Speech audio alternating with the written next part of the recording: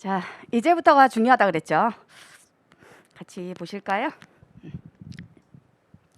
자, 이제 우리 법인세법에서 계속 하는 게 이 세무조정이다 있었어요. 자, 세무조정.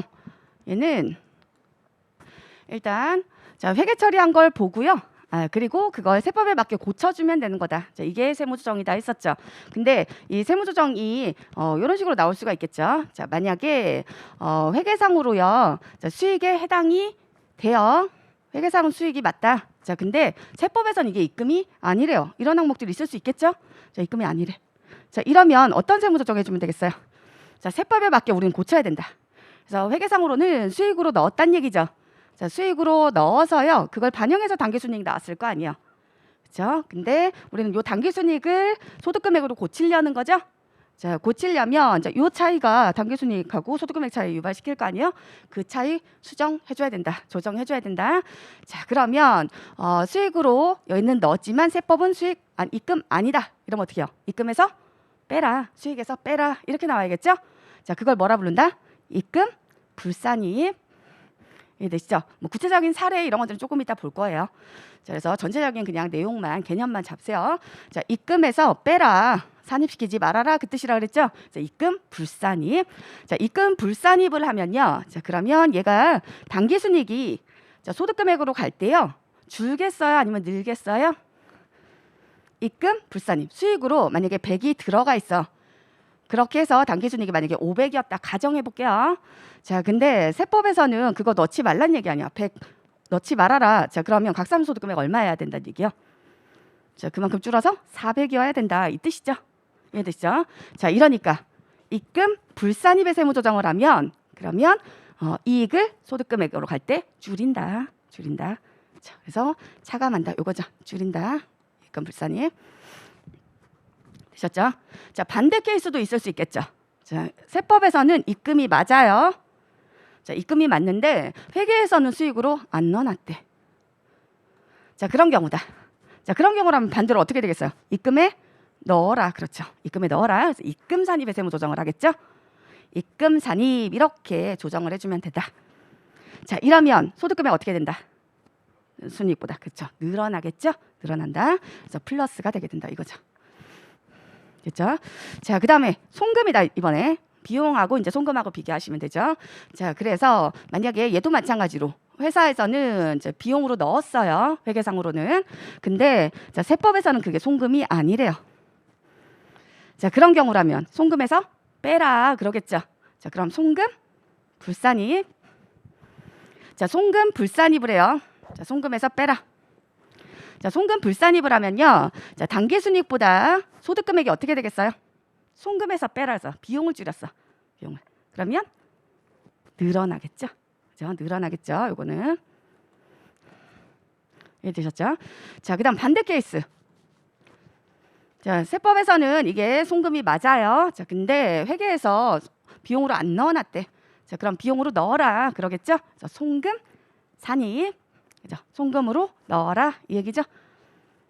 자, 송금 산입을 했다면 자, 그때는 소득금액 어떻게 돼요? 당기순이익보다 그죠? 줄어들겠죠. 줄어든다. 그래서 여기 앞에 있는 플러스 마이너스 표시는요. 이게 당기순이익보다 소득금액이 느냐 주냐 그 표시가 아니라 그냥 비용에 가산해라, 비용에 빼라 이 뜻이다. 근데 얘를 요 세무조정 그럼 요 네 가지 형태가 나올 수 있잖아요. 근데 얘를 다시 두 가지로 다시 구분할게요. 자, 일단 아까 입금 산입하면 당기순이익 늘어난다. 소득금액 늘어난다. 그랬었죠? 그래서 소득금액 늘리는 세무조정. 자, 그다음 얘랑 같은 효과가 뭐예요? 늘리는 거. 같은 게 그렇죠. 송금불산입이죠. 송금불산입. 이거 아까 늘어나는 거 그랬잖아요. 송금불산입. 비용에서 빼도 이익 늘어나는 거죠? 이해되시죠? 자, 수익을 늘리든지 아니면 비용을 줄이든지 둘 다 늘어나는 거 아니에요. 이익 늘어나는 거. 자, 같은 효과죠. 그래서 입금 산입하고요. 송금불산입 같은 효과다. 결론은 우리는 자, 각각의 개별적인 세무조정 하기는 하지만 어쨌든 우리는 요 당기순이익 나온 거 있잖아요. 뭐 500이면 500. 자, 이거를 소득금액으로 바꾸는 거 이게 목적이다 했잖아요. 이게 목표이기 때문에 자, 우리는 이게 요 당기순이익을 줄이는 세무조정이냐 아니면 당기순이익을 늘리는 세무조정이냐 그게 중요한 거다. 우리한테는 세법에서는. 자, 그래서 입금 산입하고요, 송금 불산입하고 이거 세무조정 사실상은 다르죠. 그죠? 얘는 입금에 넣으란 뜻, 얘는 송금에서 빼라는 뜻. 자, 그렇지만 효과는 똑같잖아요. 어쨌든 그죠? 둘 다 뭐다? 늘리는 가산조정이다 이 얘기야. 가산조정. 이해되시죠? 자, 그럼 반대 케이스다. 자, 송금에 넣어라 또는 입금에서 빼라. 송금 산입, 입금 불산입. 얘네들은 당기순이익을 줄이는 거죠. 자, 줄이는 세무조정이다. 그래서 차감조정. 차감조정. 이해되셨죠? 그래서 세법에서는요, 자, 이걸 각각 이런 식으로 구분해서 왜 너는 입금 산입해야 될 거 송금 불산입했니? 이렇게 얘기 안 해요. 우리는 그 효과가 중요한 거다. 가산인지 차감인지 이게 중요한 거다. 그러니까 자, 입금 산입해야 될 거 송금 불산입했다고 뭐라 하지 않는다. 똑같아요. 자, 그래서 원래는 입금의 산입 이런 식으로 세무조정해야 되지만 송금 불산입했어도 똑같은 내용이다. 잘못됐다 안 본다. 마찬가지 이것도. 자, 송금 산입해야 될 걸 입금 불산입 이렇게 세무조정했어요. 똑같아요. 차이 없어요. 그래서 차감 조정이다. 자, 우리는 가산 조정인지 차감 조정인지 이게 중요한 거다. 이해되셨죠? 자, 그리고 우리가 얘기하는 그냥 그 일반적으로 얘기하는 세무조정은 요걸 얘기해요. 요거 지금 얘기했던 거 있죠? 자, 재무제표는 건드려요, 안 건드려요? 재무제표는 건드리는 게 아니야. 자, 재무제표는 그대로 두고요. 여기에서 당기순 500으로 이렇게 확정을 딱 시켰어요. 그럼 그 이후로부터 출발하는 거야. 자, 그래서 여기서부터 출발해서 여기로 가야 되잖아요. 우리는 만약에 400이 맞다 하면 일로 조정해서 가야 되는 거 아니야. 그럼 법인세는 자, 요걸 기준으로 해서 여기서부터 이제 쭉 이제 법인세 계산하는 구조가 있겠죠. 그 계산 구조에 따라서 쭉 해서 법인세 얼마 이렇게 나올 거 아니에요. 그렇죠. 그러면 법인세 신고서 당연히 제출해야겠죠. 법인세 어떻게 나왔다 그 내역도 제출해야 될 거 아니야. 그럼 세무서 입장에서는 일단 재무제표 들어가야겠죠. 신고할 때. 그래서 당기순이익이 얼마인지 세무서에서는 확인할 수 있어야겠죠. 자, 그리고 얘가 이렇게 해서 법인세가 계산이 됐잖아요. 그 내역들 알아야겠죠. 그러면 어디서부터 출발한다? 법인세 계산 구조는 당기순이익부터 출발한다. 그 얘기죠.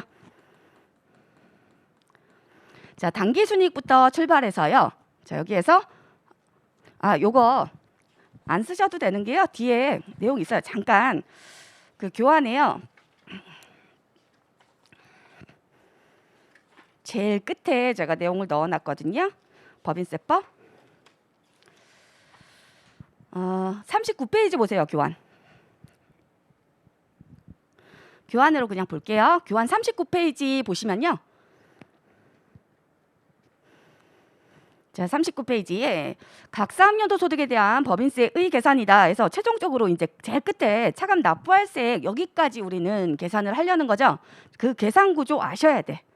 나중에 다 배울 거고요. 그거는 각각의 세금에 대한 계산 구조는 다 아셔야 된다. 그래서 법인세, 각 사업연도 소득에 대한 법인세 있죠? 자, 그거에 대한 계산 구조인데요. 최종적으로 거기까지 가기 위해서 일단 그 윗단계가 대부분이에요. 자, 어디까지가 지금 복잡해지냐면 각 사업연도 소득금액 있죠. 중간에 진하게 표시되어 있죠. 그 각 사업연도 소득금액 계산 단계까지가 복잡한 거예요. 그게 거의 주다. 그 밑에서부터는 크게 복잡할 거 없어요. 자, 그럼 어디서부터 출발했어요? 보니까 결산서상 당기순이익부터 출발했죠. 여기서부터 출발하는 거다. 이해되시죠? 자, 거기에다가 밑에 입금 산입, 송금 불산입 같이 써 있죠. 그거 무슨 조정? 가산 조정. 그렇죠. 가산 조정 같다 우리는 그랬었죠. 자, 그다음에 그 밑에는 송금 산입, 입금 불산입 써 있죠. 그건 무슨 조정? 차감 조정. 그래서 마이너스 표시되어 있잖아요. 이해되시죠? 자, 그렇게 해서 당기순이익 회계상 당기순이익에서부터 출발해서요. 이거 가산 조정 플러스 차감 조정 마이너스 하시면 뭐다? 그게 각 사업연도 소득금액이다. 이해되시죠? 자, 요렇게. 자, 이렇게 해서 그 밑에서 뭐 뺄 거 쭉 빼고 뭐 가산할 거 있으면 더 하고 쭉 해서 이제 법인세를 최종적으로 계산을 하게 되는 거예요. 됐죠? 그러니까 다 이거예요, 다. 이거 세무조정. 그럼 법인세 신고할 때 그 내역에 따라서 쭉 거기에 금액 들어가 있는 것들 있잖아요. 이런 것들 내역 다 제출해야 될 거 아니야. 자, 그래서 거기서 대표적인 게 요 당기순이익은 재무제표 손익계산서 들어갈 테니까 그걸 보고 확인을 하는 거고요. 세무서에서는. 그다음에 가산 조정 있었죠? 그다음에 차감 조정 있었죠? 자, 그렇게 해서 각 사업연도 소득금액이 나왔다. 근데 요 단계에서 하나가 더 들어가긴 하는데요. 그거는 지금 생각하지 마세요. 그냥 각 사업연도 소득금액이다 이게 생각하세요 지금은. 자, 이걸 뭐라 불렀어요? 요거 플러스 마이너스 단기순이익에서 플러스 마이너스 해서 소득금액 나왔잖아요. 요 플러스 마이너스 한 걸 이거를 그렇죠. 세무조정이라고 불렀었죠. 자, 그래서 세무조정 텍스에 맞게끔 고쳐라 이 얘기죠. 그래서 줄여서 그냥 TA 이렇게 표시할게요. 텍스에 맞게끔 조정해라 말 그대로. 그래서 텍스 어저스먼트 해서 발음이 좀 붙이긴 하지만 자, 그래서 이렇게 세무조정 이런 식으로 표시해요. 그래서 앞으로 이런 표시면 이건 세무조정 얘기하는구나 생각하시면 된다. 이해되시죠?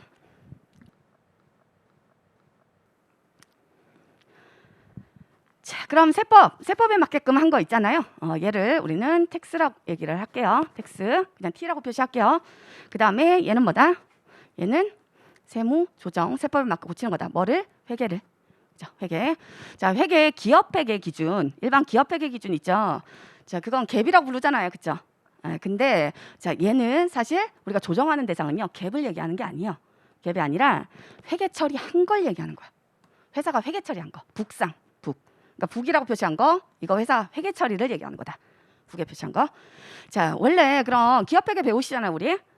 자, 그래서 기업 회계에 따라서 회계 처리해야 되는 거 아니냐? 그게 맞죠. 우리 상식으로는 그게 맞지만 실무상으로는 그렇지 않은 회사들 많이 있어요. 자, 기업 회계 뭐 IFRS다. 그 전부 다 그거 다 적용해야 돼요. 모든 법인이. 그렇지 않아요. 그래서 그거에 따라서 작성 안 하는 법인들. 그러니까 뭐 그 외부 감사 받고 뭐 이러면 당연히 지적을 받겠지만 그러지 않은 뭐 소규모라든지 이런 법인들 있잖아요. 그런 법인들은 요 세무조정 안 나오게 오히려 세법에 맞게 막 이렇게 회계 처리하는 회사들도 있어요, 보면. 그죠? 그래서 요거는 딱 맞는 개념이 아니에요, 지금. 자, 우리는 그래도 얘가 왜 기업 회계를 위배했니? 이걸 따지는 게 아니에요. 그거는 회계에서 따질 일이지. 자, 세법은 적정한 세금이 계산되냐 이것만 중요한 거다. 그러니까 세법에 맞냐 이게 중요하다. 뭐가? 회사의 회계 처리가. 이해되셨죠? 그래서 얘가 만약에 기업 회계 기준에 따라서 처리했는데도 세법과 차이 나는 부분이 있을 수 있죠. 대표적인 게 평가손익 같은 거. IFRS는 평가손익 중요하게 생각하잖아요. 옛날에 과거에 얼마 샀니 이거 중요하지 않다. 지금 의사결정하는 데 있어서 필요한 건 지금 시세가 중요하다. 그래서 지금 걸로 평가하도록 하고 있죠. 대부분을 다 평가하도록 하고 있잖아요. 자산 이런 것들. 그래서 평가에서 그런 평가손익 같은 거 인식했어요. 세법은 인정 안 하는 게 원칙이다 있었죠. 세법은 그거 미실현이다. 미실현 손익 그런 것 때문에 네가 미실현 손익 인식했냐 안 했냐 안 하는 회사도 있잖아요. 자, 그런 거에 따라서 세금 부담이 달라지고 이런 거 이거 객관적이지 않다. 그래서 그런 주관성은 아예 다 없애는 거야. 그래서 세법은 명확한 걸 좋아해요. 그렇기 때문에 그런 미실현 손익, 평가 손익 미실현이잖아요. 아직 팔지 않았죠. 그러니까 미실현 상태. 자, 그런 것도 인정 안 한다. 그럼 그런 것도 조정해야겠죠. 자, 이거는 북이 그러니까 회사가 기업 회계에 따라서 처리했어요. 자, 그래도 세무조정이 나오는 거죠. 자, 그것뿐만 아니라 우리는 뭐 또 해줘야 된다. 회사가 기업 회계를 위배해서 회계 처리했어. 그래서 뭐 예를 들어서 매출 물건 팔았어요. 상품을 사다가 팔았는데 그럼 매출 인식해야 될 거 아니에요. 수익. 그냥 팔렸으면 그 원가 인식해야죠. 매출 원가, 매출하고 매출 원가 이런 것들 인식해야 되는데요. 안 했어. 기업 회계 위배죠. 그걸 따지는 게 아니라 세법은 재무제표 고치는 게 아니라 그랬죠 우리가. 자, 그러면 세법에 맞춰서 세법도 그게 매출액이 맞다. 팔렸으면 매출액이잖아요. 맞다. 그 다음에 팔렸으면 그 원가 내가 사온 금액 비용으로 대체시켜야 되잖아요. 그래서 매출원가 송금 맞다. 자, 이러면 그거 조정해주면 되는 거다 우리는. 재무회계 요거 재무제표를 고치는 게 아니라 우리는 요 세무조정이라는 걸 통해서 일로 가면 되는 거다. 어쨌든 이해되셨죠? 그래서 기업회계 위배한 거 따질 거 아니다 세법에서. 근데 세법은 법이잖아. 그렇기 때문에 법에 맞춰줘야죠. 자, 그래서 요거 북이라는 거 요공 혼동을 해서 그래서 또 헷갈려 하시는 학생들도 있어요. 보면은 이게 내가 알기로는 이 회계 처리가 아닌데 이런 분들 있죠. 왜 회사가 회계 처리 이렇게 했지? 그래서 회계 처리 막 수정해야겠다 막 이렇게 생각하시는 분들이 있는데요. 그거는 우리의 관심사가 아니라 그랬어요. 세법에서는 그게 아니다. 자, 북상 회계 처리와 세법하고 그게 차이가 있는지를 조정을 해주는 거다. 오히려 기업 회계의 기준을 위배해서 회계 처리했는데 세법하고는 맞는 경우가 있어. 그럼 그냥 넘어가는 거예요, 세법은. 이해되시죠? 그런 식으로. 그거 개념을 잘 세우세요. 자, 그리고 그러면 당기순이익에서부터 출발해서요. 자, 우리는 각사무소득금액에서 쭉 이렇게 쭉 계산했잖아요. 그럼 요 세무조정, 요걸 세무조정이라 했었는데요. 자, 이 세무조정한 내역, 자, 이것도 제출해줘야겠네요.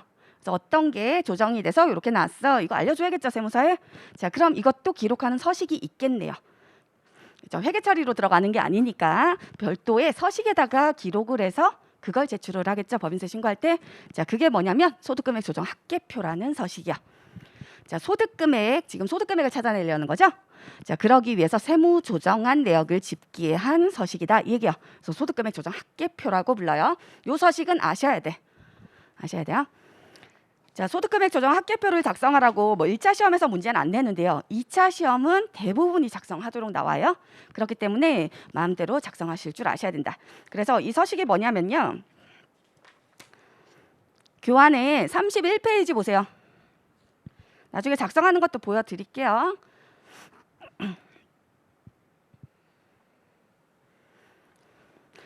교환 보시면요. 교환에 31페이지 있죠?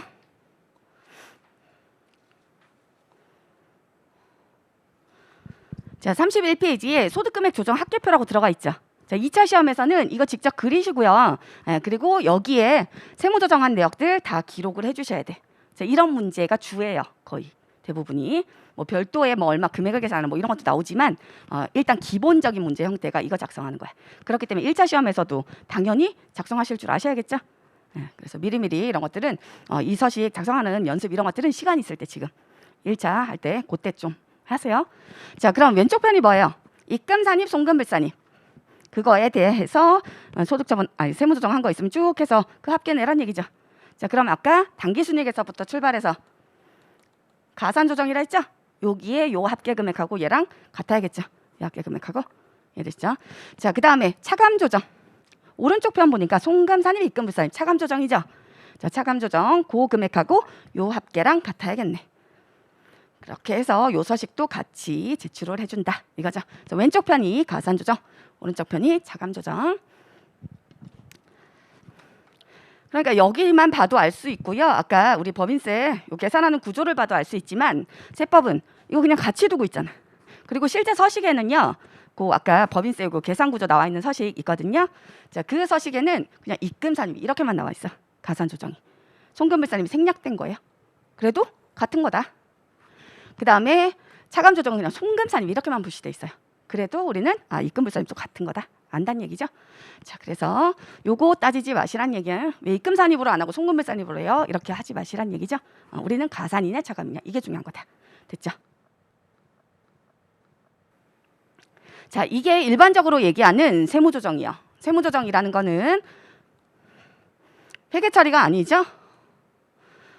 이렇게 별도의 소득금액 조정 합계표라는 요 서식에 기록하는 그 우리가 이렇게 조정하는 거 가산조정, 차감조정 이런 걸 얘기를 하는 거다. 자, 이게 세무조정 일반적으로 얘기하는 세무조정 이거죠. 이거는 북을 얘기한다 했었고 비역 베개라 써있지만 자, 근데 얘를 다시 세무조정을 다시 구분해서 이걸 신고조정이라고 얘기해요. 자, 신고조정이라는 얘기는 결산서는 안 건드린다 이거죠. 결산서에 반영하는 게 아니다. 자, 그게 아니라 그러니까 회사의 재무제표 여기다 반영하는 게 아니라 얘는 신고할 때 법인세 신고할 때 신고서 서식에만 들어가는 거다 이 얘기죠. 알겠죠? 그래서 이건 신고조정. 이거 아셔야 돼. 이걸 신고조정이라 부른다.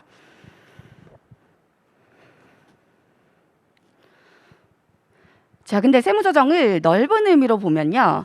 자, 요거 결산서에 반영하는 것도 자, 이것도 세무조정이라고 볼 수가 있어요. 자, 만약에 매출을 했어요. 물건을 사다가 팔았어. 컴퓨터를 80만 원에 사다 100만 원에 팔았어. 자, 그러면 수익 비용 인식해야 될 거 아니에요. 그렇죠? 자, 근데 이거 인식 안 했어. 그럼 세무조정 당연히 나오겠죠.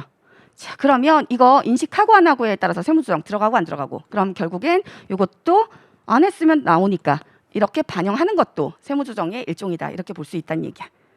그렇죠? 그래서 이렇게 결산서에 반영하는 거 있죠? 자, 이거를 우리가 결산조정이라 얘기해요. 결산조정.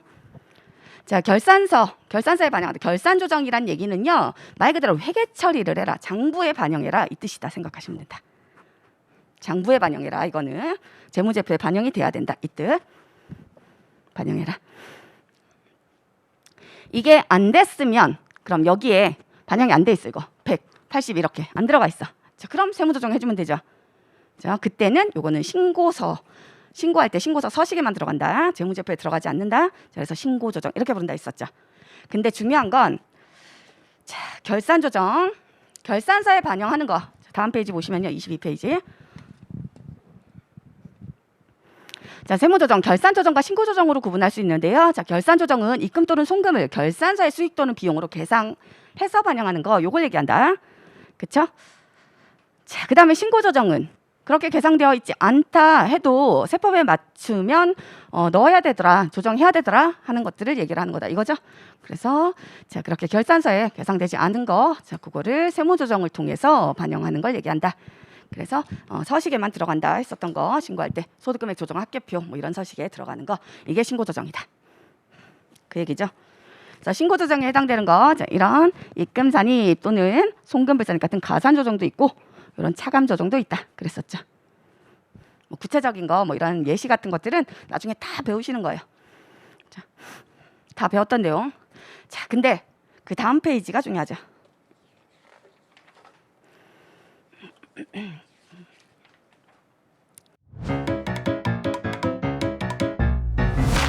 에듀윌 유료 회원만의 특별한 서비스.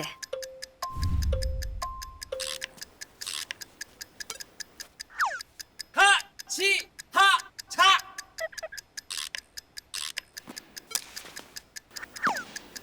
하치하차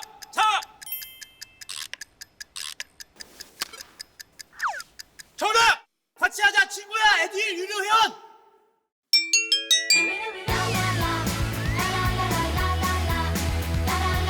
친구 소개하고 현금 받는 혜택. 오직 에듀윌 유료 회원에게만. 에듀윌.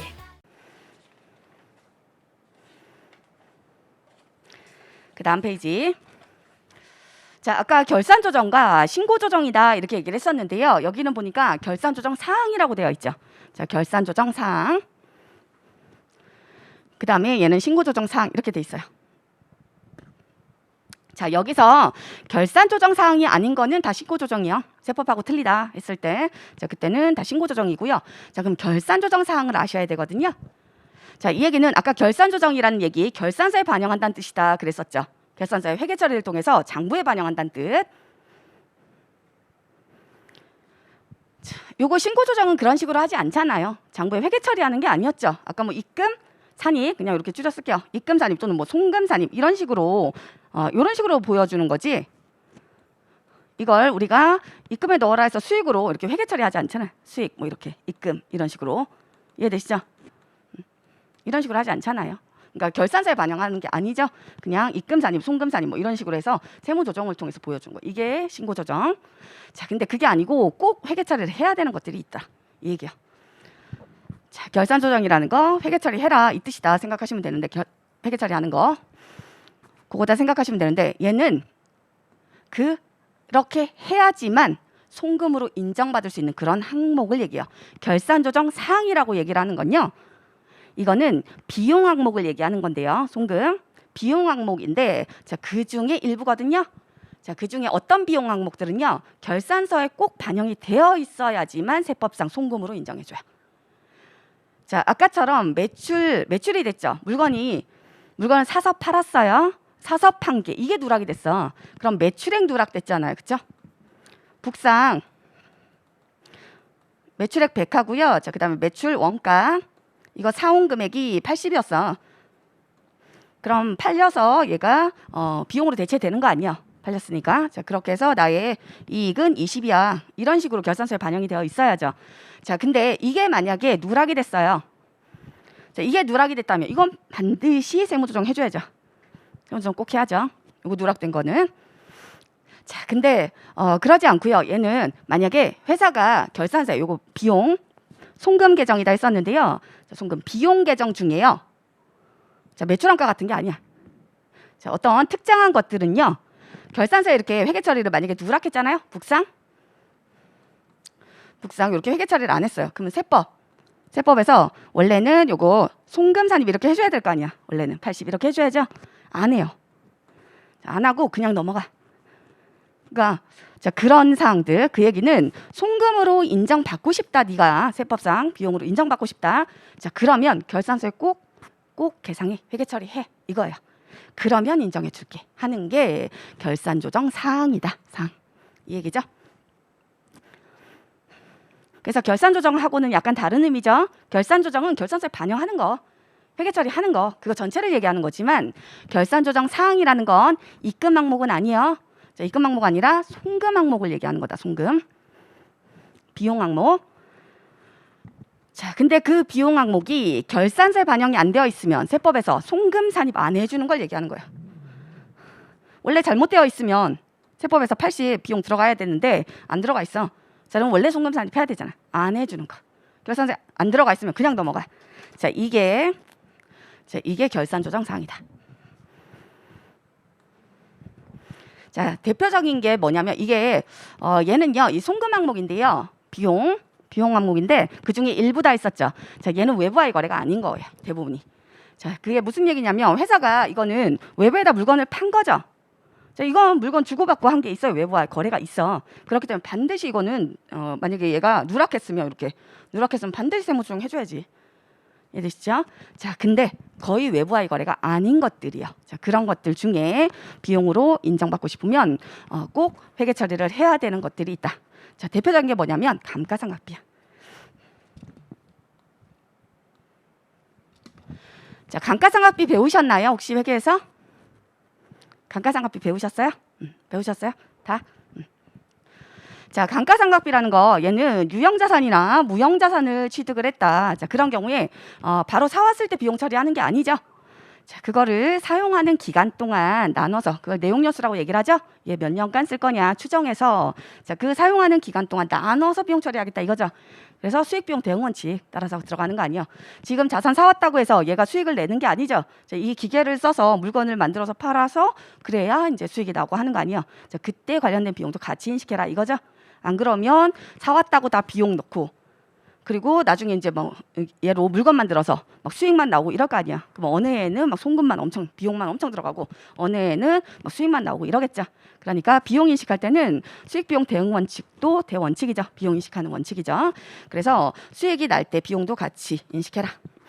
자, 그렇게 수익 비용 대응 원칙에 따라서요. 자, 회사가 지금 기업회계 기준에 따라서 감가상각비를 계상했어요. 그래서 기계장치를 100에 취득을 해왔는데요. 자, 요때 엑셀연도 초에 100에 취득을 해왔어. 근데 이때는 일단 기계장치 유형자산으로 넣죠. 자기 사업에 쓰겠다. 팔 거 아니잖아요. 재고자산 아니죠. 자, 근데 형태가 있다. 유형자산 이렇게 넣겠죠. 자, 그래서 유형자산 중에 기계장치 이렇게 넣었어요. 자, 그리고 그 자산으로 이제 100을 이렇게 계상을 하겠죠. 자, 그리고 얘를 이제 앞으로 얼마나 쓸 건지 추정을 해봤더니 4년 쓰겠대요. 그래서 이 4년을 우리가 내용연수다 이렇게 얘기를 하죠. 내용연수. 그럼 이 4년 동안 얘를 비용으로 뿌려주겠다 이 얘기잖아요. 그걸 써서 이제 수익 내니까. 그래서 이때 일시에 비용 잡는 게 아니라 이렇게 나눠서 비용 처리를 한다. 그럼 자산을 감액하면서 기계장치 줄이는 거 아니야. 기계장치 줄이면서 자, 이걸 비용으로 대체시킨다. 자, 그걸 우리가 감가상각비라고 얘기를 하죠. 자, 가치가 감해졌다. 그래서 비용 처리해라 이 얘기잖아요. 감가상각비. 그래서 아무래도 쓰면은 당연히 소모가 되니까 마모가 되니까 그러니까 중고 가격 떨어지고 하겠죠. 뭐 그런 차원이다 생각하시면 되죠. 그래서 감가상각비라고 부르죠. 자, 그러면 감가상각비 얼마씩 넣어야 되니? 자, 그건 회계에서 추정하겠죠. 회계에서 얘 4년 정도 쓸 것 같다. 그리고 얘가 취득한 취득가액은 100이잖아요, 그렇죠? 근데 잔존가액이 있을 수가 있죠. 자, 4년 써도요. 얘는 뭐 얼마 남아 있을 것 같아. 그때 돼도 한 10원 정도는 처분할 수 있을 것 같아. 10원 정도 받고. 그러면 그 10원 뺀 나머지 90원만큼을 4년 동안 나눠서 비용 뿌려주면 되는 거 아니야. 그렇죠. 근데 얘는 잔존 가치는 없는 걸로 가정할게요. 세법은 없는 걸로 보거든요. 잔존 가치는. 그래서 뭐 그건 세법 얘기인데 어쨌든 얘가 회계에서도요. 잔존가액은 없는 걸로 얘가 추정을 했어요. 그럼 요거 없죠? 0이죠? 자, 그럼 4년 쓰면 얘는 폐기 처분해야 된대요. 그래서 4년 동안 비용으로 뿌려주는 방법도 여러 가지가 있죠. 감가상각하는 방법. 감가상각비 얼마로 넣을 건지 그거 상각하는 방법도 여러 가지 있잖아요. 대표적인 게 정해법 또는 정률법, 뭐 이중체감법, 연수학계법 여러 가지 있죠. 자, 어디까지 회계를 배우셨는지 그거를 제가 잘 모르니까 지금 여러분 눈빛 보고 하고 있어요. 이해하고 계시나 하나. 자, 그래서 가장 대표적인 그냥 정해법으로 얘기할게요. 우리가 지금 감가상각비를 얘기하려는 게 아니니까 그걸 가르쳐 드리려는 게 아니니까 정해법이다. 자, 이 얘기는 말 그대로 일정한 금액 이때로 4년 동안 뿌리겠다 이 얘기죠. 그러니까 n분의 1 하시면 되지. 4분의 1 이렇게. 그래서 100이다. 자, 취득한 요 100 자산가액을 4년 동안 나눠서 비용 뿌리겠다. 자, 그럼 25씩 비용으로 넣어주면 되는 거죠. 25 맞죠? 자, 그래서 X1년도에 25 비용 처리, X2년도 25 비용 처리, X3년도 25 비용 처리, X4년 25 비용 처리 이렇게 들어가면 되는 거다 이 얘기죠. 자, 이런 경우에 세법은요. 자, 세법은 이 자산 취득해온 거 맞죠? 사온 거 맞죠? 자, 근데 이거 자기가 사용하고 있는 거 아니에요. 외부에다 처분한 게 아니죠. 사용하고 있는 동안 이 자산을 줄이면서 비용으로 대체한 거예요. 자, 이건 외부와의 거래예요, 이게? 그게 아니죠. 그죠? 자기의 의사결정에 따른 거 아니야. 회사가 몇 년으로 추정했냐. 내용연수. 5년으로 추정할 수도 있죠. 5년이면 5년 동안 20씩 비용으로 뿌릴 거 아니야. 자, 이렇게 회사가 추정해서 회사 의사결정에 달린 거죠. 자, 회사가 추정해서 그렇게 상각비 얼마 넣을 건지 여부. 그리고 상각 안 할 수도 있죠. 감가상각 안 할 수도 있죠. 자, 그런 것들 여부. 자, 이런 게 달라지는 그런 비용 항목들 있잖아요. 자, 이런 것들. 자, 이런 것들이 세법에서는 결산 조정 사항이라고 얘기를 하거든요. 자, 세법은 얘 사온 거는 맞아. 근데 이거는 네가 넣고 안 넣고는 네 의사에 달린 거다. 그리고 마지막으로 최종적으로요. 자, 얘가 5년 있다가 팔 거래. 5년 됐을 때 10에 팔 거래요. 내가 가정한다 되어 있죠. 자, 그럼 세법에서는요. 원래 원칙은 자, 이거 사왔잖아. 100. 그럼 100만큼은 당연히 웹에다 현금 뭐 이런 것들 지출하고 사왔어요. 그럼 당연히 100 자산으로 넣겠죠. 기계 이렇게 넣겠죠. 자, 그리고 이 동안은 얼마 넣을지 이건 회사 의사결정에 달린 거고요. 최종적으로 10에 팔았죠. 10 받고 팔았죠. 자, 그럼 얘는 얼마를 손해 본 거예요? 자, 100짜리 기계를요. 나중에 10에 팔았잖아요. 자, 이러면 이때는 외부와의 거래가 맞죠. 외부에다 팔았잖아. 10 받고. 그러면 90만큼 나는 손해 받겠네. 100짜리 물건을. 그러면 이때 송금으로 90 이렇게 인정해 주는 개념이야. 세법은 원래가 원칙이. 이건 외부와의 거래가 맞다. 요거 사고 팔고 이거는. 그러니까 자, 이때 자산가액으로 넣고요. 자, 그리고 나중에 외부에 처분하든지 뭐 해서 이제 없어지고 이러면 이거는 실질적으로 손실이 난 게 맞으니까 그때 인식. 이게 원래 원칙.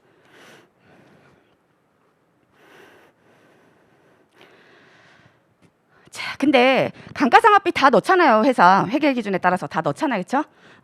자, 이렇게 사용하는 기간 동안 이렇게 회사가 회계 처리를 이렇게 그러니까 자산 줄이고요. 비용으로 대체하는 이런 회계 처리를 했다. 자, 그러면 세법에서도 이거 계속 끝까지 뭐 몇 년 동안 쓸지 모르는데 매각 안 하면 그럼 계속 그냥 그 가격 그대로 있다. 이렇게 볼 수는 없잖아요. 그러니까 세법에서도 인정해 줄게. 감가상각비. 자, 감가상각비 계산하는 거 인정해 줄게. 그렇지만 어떻게 해라? 감가상각비 너가 인정받고 싶으면 어떻게 해라? 결산서에 반영해야지. 얘가 얼마를 넣을지 어떻게 알아? 세법이.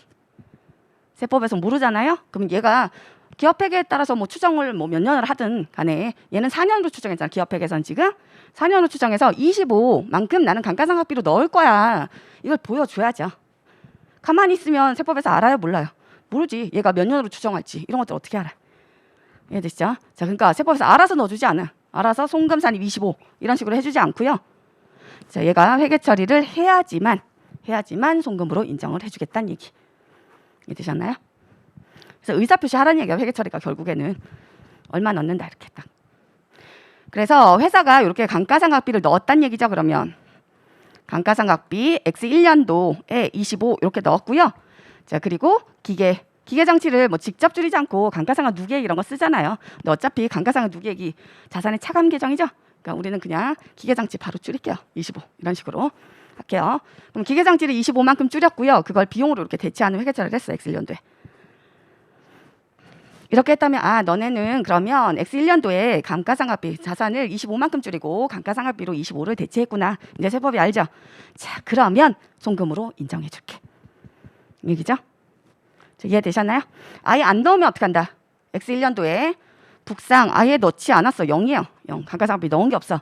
그럼 세법도 0이에요. 그러니까 세무조정 있다 없다? 없어요. 그냥 넘어가요.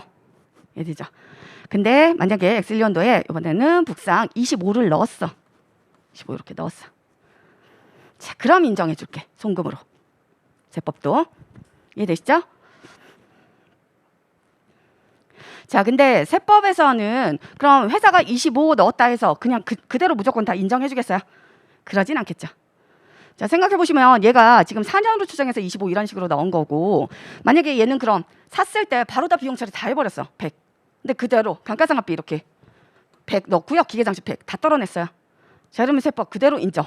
자, 이러면 다 자기 세금 줄이고 싶으면 다 넣겠죠. 이런 식으로. 자, 그래서 결산 조정 사항인데요. 자, 일단 결산서 계상해라. 회계 처리해라.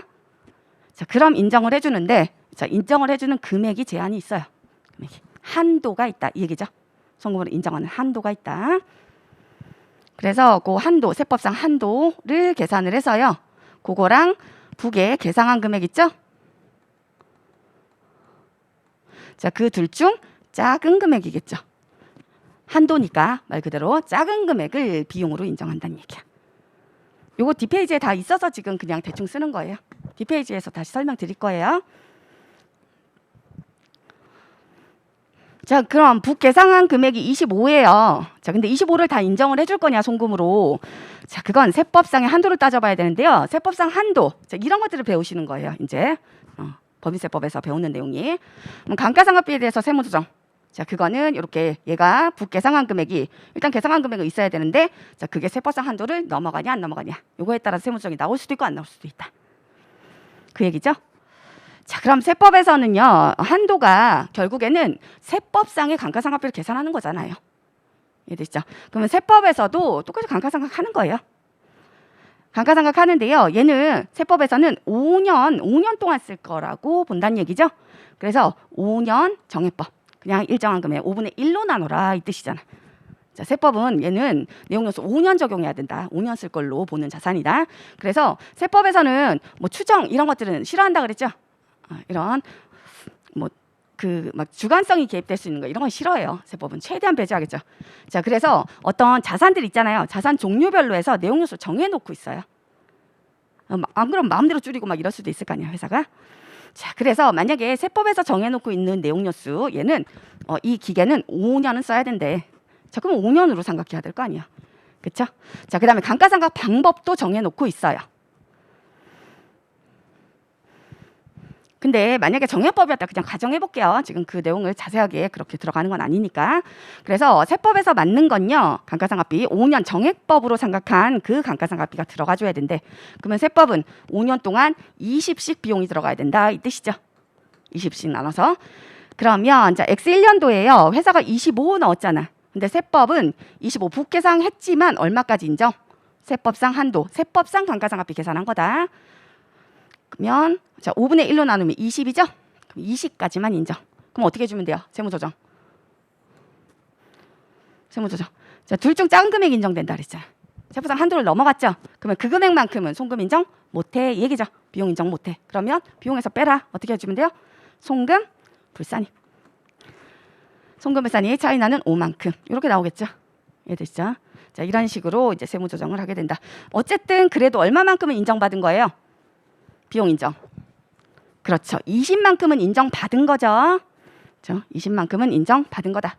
왜? 그걸 북상 계상했으니까. 북계상 안 하면 세법에서 한도 계산했더니 아까 20 나왔잖아요. 20. 자, 이 20만큼을 송금 산입 20 한다 안 한다? 안 한다. 이해되시죠? 자, 그게 결산 조정 사항.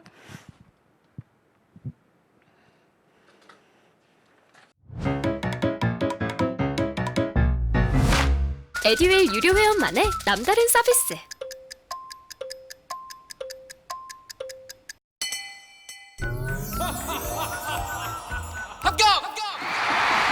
합격하고 돈도 받는 혜택. 오직 에듀윌 유료 회원에게만. 에듀윌. 무료 합격!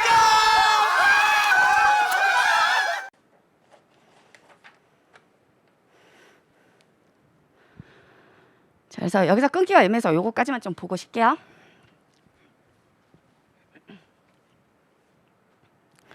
자, 25페이지 보세요. 자, 25페이지. 회사가 감가상각비를 회계 처리를 하지 않은 경우다. 자, 감가상각비가 대표적인 결산 조정 사항이다 했었는데요. 자, 회사가 회계 처리를 안 했어. 그러니까 장부 계상액 북이죠. 자, 북에 계상한 금액이 없다. 1년도부터 쭉 없어. 자, 그러면 나중에 이제 X 5년도 지나서 얘가 10에 처분했다 그랬죠. 10 받고 팔았다. 자, 그럼 그때 처분 손실이 90 나오겠네요. 이해되시죠? 100짜리를 10에 팔았으니까 90만큼 처분해서 손해봤죠? 그래서 처분 손실. 자, 이런 식으로 비용이겠죠. 자, 그렇게 90 이렇게 나오겠네. 자, 그럼 세법상으로는 자, 세법상으로는 아까 요 기계장치에 대해서요 5년 정해법 생각한다 그랬어. 5분의 1로 나눠서 비용 처리한다. 자, 그랬었죠. 자, 그럼 20, 20, 20, 20 이렇게 들어가야 되는 거 아니야? 5년까지 쭉 이렇게. 그쵸? 자, 그러면 이게 세법상 한도다. 이걸 T라고 표시할게요. 요거 장부계상의 북으로 표시하고 B로 표시하고요. 자, 그 다음에 세법상 한도를 T라고 표시할게. 자, 세법상 한도를 뭐라고 부르냐면요. 삼각범위액 이렇게 불러요. 이런 용어는 기억하셔야 돼. 그냥 이거 용어 자체로 이렇게 부르기 때문에 이게 뭘 얘기하는지 아셔야 돼. 삼각범위액이다. 지금 감가상각비 보고 있죠. 감가상각. 상각 줄일 수 있는 범위다. 범위. 그 얘기는 한도, 세법상 한도잖아요. 여기까지 줄일 수 있어 이 뜻이죠. 그래서 그걸 삼각범위액이라고 부른다. 세법상 한도를. 그럼 얼마씩? 20씩이죠. 각각 해마다 20씩. 자, 그럼 요거 장부계상에 얘를 1번이라 표시하고요. 자, 얘를 2번이라 표시할게요. 세법상 한도를. 자, 그 차이를 보겠죠. 그래서 차이를 빼서요. 자, 1번에서 2번을 뺐어요. 자, 1번은 요거 장부계상의 북. 2번은 세법상 한도. 자, 1번에서 2번을 뺐더니 마이너스가 나오죠. 자, 이걸 시부인 계산한다 이렇게 얘기를 하거든요. 자, 시부인 계산 한도 초과냐 한도 미달이냐 이걸 보는 거예요. 자, 그렇게 해서 시인 부족액이 나왔다 이거죠. 자, 시인 부족액 마이너스 나왔다는 얘기야. 마이너스 부족액. 자, 그걸 수용할 거냐 아니면 부인할 거냐. 부인은 송금으로 인정 안 해 이 얘기잖아요. 자, 그걸 보는 걸 우리가 시부인 계산한다 이렇게 얘기를 하는데요. 자, 그런데 얘는 부족액 나왔죠. 한도 미달 나왔다. 자, 한도 미달을 우리가 시인 부족액이라고 부른다. 한도보다 미달하게 회사가 계산한 거죠. 얘기죠.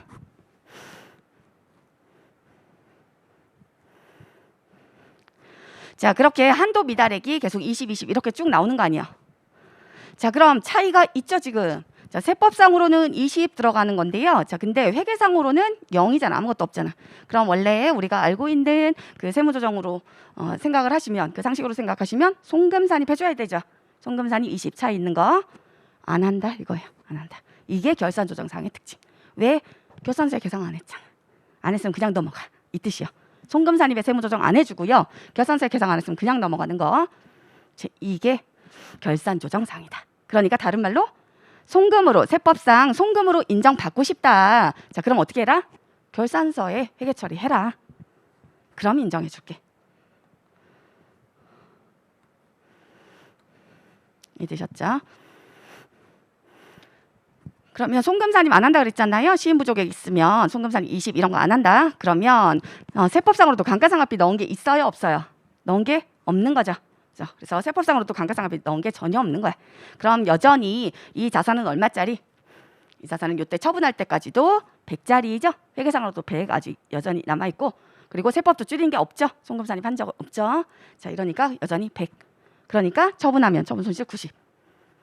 그럼 그대로 그냥 얘도 90 인정하고 넘어가요. 이건 외부와의 거래가 맞잖아. 이해되시죠? 자, 이게 결산조정상의 특징이다. 감가상각비 송금 인정받고 싶으면 회계 처리해라 이거죠. 자, 근데 두 번째 케이스. 그럼 감가상각비를 회사가 회계 처리했어. 이번에는 회계 처리했어요. 근데 자, 회사에서는 아까 몇 년 동안 생각한다 그랬어요. 100을 4년 동안 생각하겠다 그랬죠. 4년 동안 나눠서 뿌리겠다. 그럼 25씩 들어가겠네. X1년부터 X4년까지. 그렇죠. 근데 세법에 맞게 다시 감가상각비를 계산한다 그랬죠. 근데 세법은 5년 동안 생각해야 된다서 5년 동안 나눠야 된다. 그럼 20, 20 이렇게 쭉 들어가야 될 거 아니야. 그럼 차이가 있죠. 자, 아까처럼 얘 장부계상의 북이라 표시하고요. 자, 세법상 한도 삼각범위액이다 얘기했는데요. 이걸 T라고 표시하면 자, 그때는 이거 시부인 계산한다 했었는데요. 자, 북금액하고 요거 1번이라 표시했었죠. 그 다음에 텍스의 금액. 자, 1번에서 2번을 뺐더니 이번에는 플러스 나오죠. 이 얘기는 한도 초과다. 자, 세법상으로 20밖에 못 들어가는데 25 넣었잖아요. 더 많이 넣었죠. 한도 초과액이다. 이해되시죠 지금? 이게 세법상. 이게 세법상 금액의 한도이다. 요만큼 넣을 수 있는 건데 비용 인정되는 건데 근데 너무 많이 넣었죠. 그러면 너무 많이 넣은 건 어떻게 해야 돼? 이건 인정 못하겠다. 그죠? 자, 일단 북계상은 했어. 북계상 했지만 그게 너무 많다는 얘기죠. 자, 북계상액 25와 자, 세법상 한도 20하고 비교해서 둘 중 작은 금액이 송금으로 인정되는 거다. 이 얘기죠. 이해되셨죠? 이거 뒷페이지에서 다시 정리할게요. 자, 그럼 인정되는 금액은 얼마? X1년도에 감가상각비 인정되는 거 20. 그럼 5만큼은 인정 못한다. 한도 초과액. 그럼 얘는 상각비 부인하겠다 이거죠. 상각비 없애겠다. 자, 그래서 얘를 한도 초과액을요. 아까 한도 미달액을 시인부족액 부르는 것처럼 한도 초과액은 상각 감가상각비 부인하겠다. 상각 부인액 이렇게 불러요. 그래서 한도 초과냐 미달이냐, 상각 부인액 나오냐 시인부족액 나오냐. 자, 이걸 보는 거. 자, 이게 시부인 계산이다 이거예요. 시인할 거냐 부인할 거냐 이거죠. 이해되시죠? 상각 부인액이라는 거 요 용어도 아셔야 돼. 상각 부인액 한도 미달은 시인 부족액. 세법상 한도를 뭐라 부른다고요? 상각 범위액. 감가상각할 수 있는 범위. 이해되시죠? 용어 그대로예요. 그래서 지금 뭐 처음 보는 용어들이기 때문에 그래서 낯선 것뿐이요. 근데 뭐 이해 못할 용어 아니잖아요, 그렇죠? 쓰시다 보면 하시다 보면은 뭐 금방 이거는 익숙해지죠. 자, 됐죠? 그럼 상각 부인액 얼마씩 나왔어요? 5 이렇게 나올 거 아니야, 계속. 5 여기까지 X4년도까지. 자, 이러면 어떻게 하냐? 그건 너무 많이 나왔다. 많이 넣었다.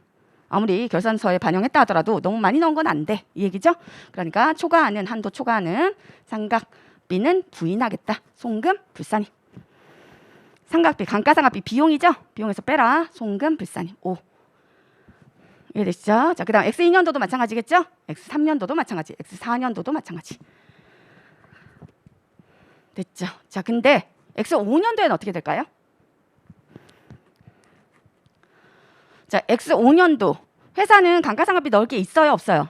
북상으로는 이미 다 떨어냈죠. 장부상으로는 다 떨어냈잖아요. 25씩 넣어서. 그죠? 근데 없는데 상각하지는 않겠지, 회사가. 자산 금액이 남아 있는 게 없는데 무슨 감가상각비를 넣겠어요? 이해되시나요? 이미 다 떨어내서 없어요. 회사는 0이야. 자, 이러니까 감가상각비 안 넣겠죠. X5년도에는. 그렇지만 세법은 여전히 얼마 남아 있어요? 20 남아 있는 거죠. 그럼 20만큼 X5년도에 상각범위액으로 계산이 될 거 아니에요. 자, 이러면 X5년도에는 빼봤더니 마이너스 나오죠? 자, 마이너스 20 나왔어. 자, 그럼 얘는 시인부족액이죠.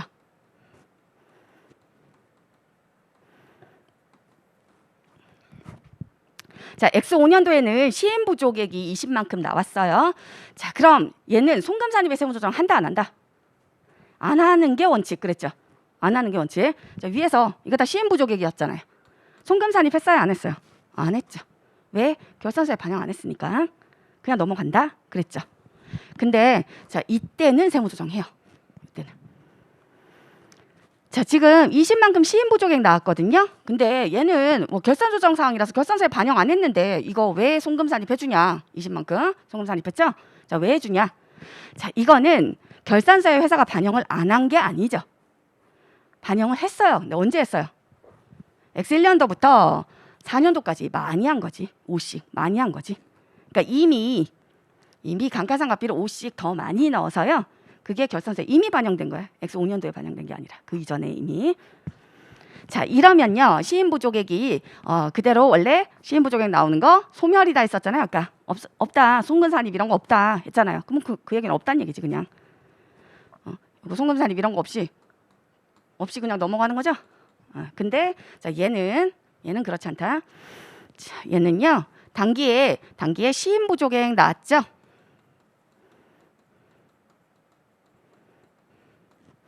시인부족액 나왔다. 자, 근데 정기에서 이월된 상각부인액이 있어요. 정기에서 넘어온 상각부인액이 있다.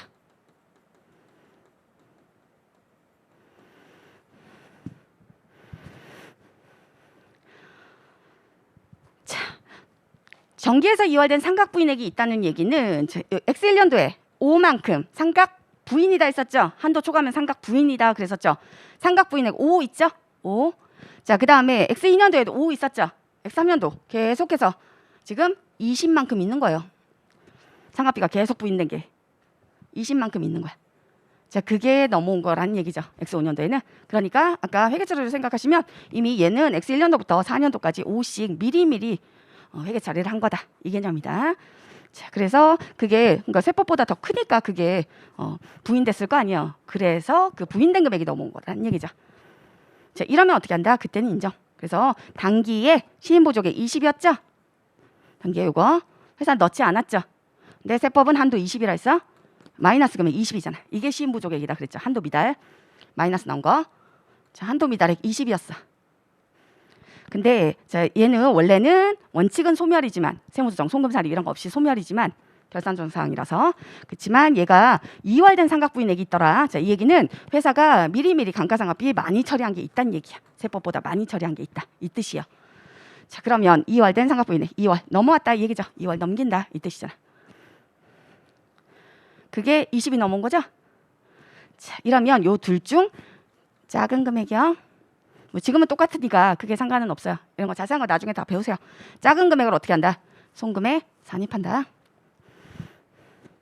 송금 산입 요거.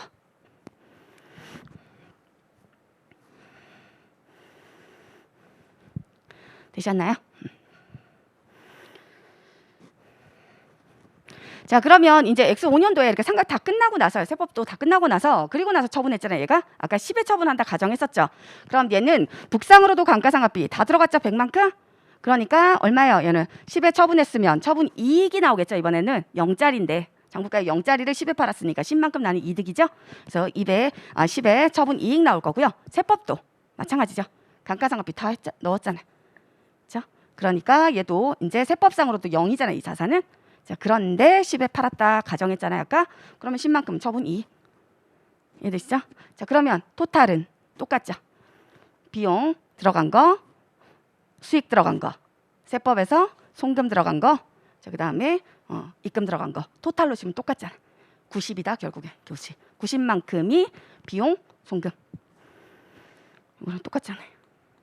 이해되시죠? 자, 이게 결산조정상. 됐어요. 자, 그래서 일단 여기까지 보시고요. 이제 다음 시간에 확실하게 결산 조정 사항이 뭔지 확실하게 이제 내용 정리할게요. 10분 쉬었다 갈게요.